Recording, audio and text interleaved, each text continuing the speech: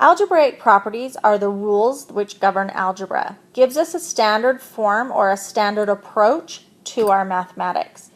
A lot of you are familiar with many of these properties, but you might not remember the names or exactly how they work. So for much of your assignment, you'll have the opportunity to go online, do a Google search, or go to websites such as purplemath.com or mathisfun.com and look up a lot of the algebraic properties. Very easy to find, pretty easy to follow. I would like to do a couple of examples just so that you have an idea how this particular assignment is going to play out. You're going to be given kind of a matching A column and B column. You need to match the name of the property up with the example that represents that particular property. So, for example, if I were to show you the distributive property, I might write something such as A times the quantity B plus C. And in order to show distributive property, I would set that equal to the result, or what happens after I distribute the A. Well, we know that A times B is AB,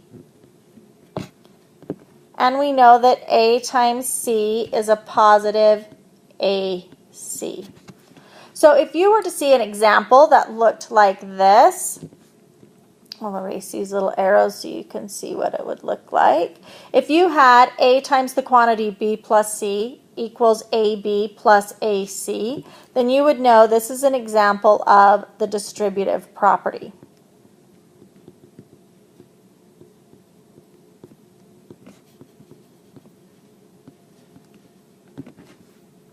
So let's take a look at another example.